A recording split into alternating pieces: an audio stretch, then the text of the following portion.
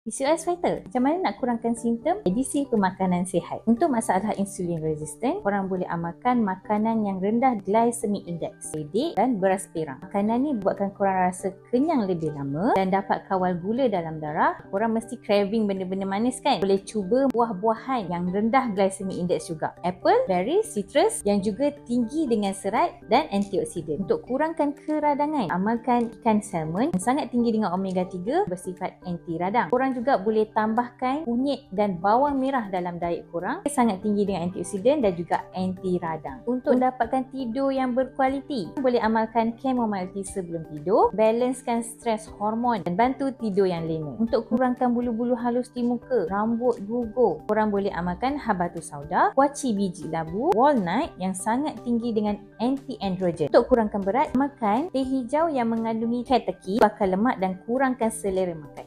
Juga boleh amalkan cuka apple dan halia, bantu meningkatkan metabolisme lemak, bantu bakar lemak dekat perut. Cuba komen dekat bawah yang mana yang korang dah cuba amalkan. Yang penting jangan stres dan enjoy your journey, okay?